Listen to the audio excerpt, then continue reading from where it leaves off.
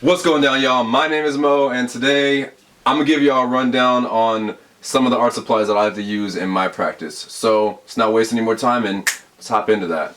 So first, I'd like to introduce you guys to my pride and joy, my favorite pencils in the game, Faber-Castell, man. I've been using these pencils for about 6-7 years now, and they get me through my practice, dude. Like I use them pretty much every day, man. That gets the day started, like for real, for real. Like some of y'all get started with coffee, I get started with pencils, man. Beautiful, beautiful, beautiful. All the way from Germany too. So now what we got here is the Mono Zero 2.3 fine tip eraser. Man, I love this, dude. Like you can really go in and get like little details out, and like what I like to use it for is to create highlights in hair or in like the eye. And just lighten it up a little bit. It works for many things. You can pretty much draw with it too if you really wanted to. But yeah, super versatile, and I love it. And then I got the regular eraser. We already know about this. Nothing special. So now I'm about to blend in with the pen, cutting in like the sun in the wind, man. R.I.P. Capital Steez. Blending stumps, gotta love them, man. Q-tips, they do the job just as well. Puffs tissue paper, man. That's for wider areas when you're trying to blend skin tones. But yeah, these do the trick. Believe that.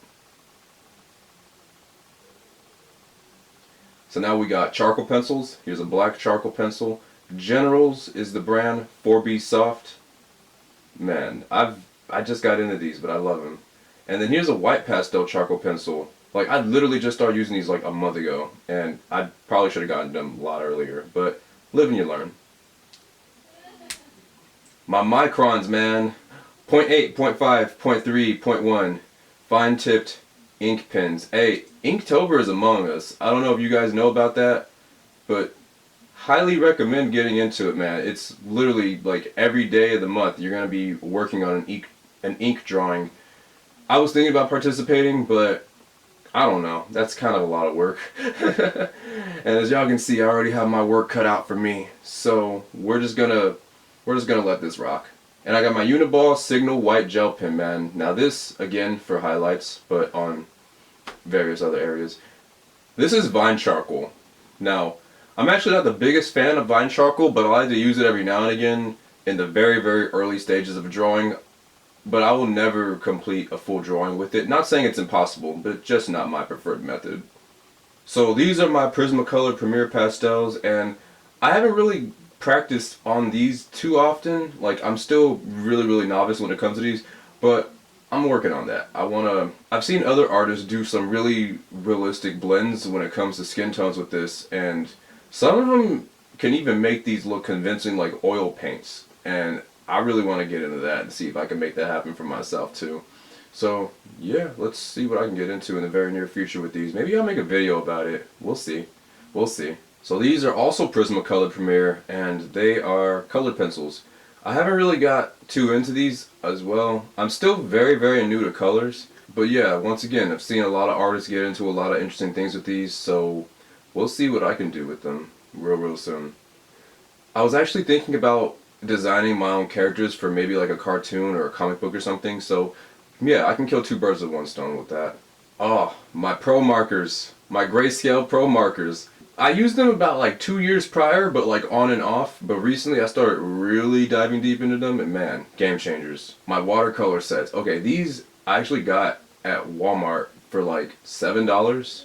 Super cheap, but they're really good for the quality. The pigment is really strong, and I love that they are in tubes, because I can't really get with those little watercolor pans. I don't know, like the pigment isn't as strong as directly with the tube. Like you have a lot more control of how strong you want the pigment. You can have it be a darker tone or a lighter tone. You can get like as many values as you want from this, and I love that. Oh man, my acrylics.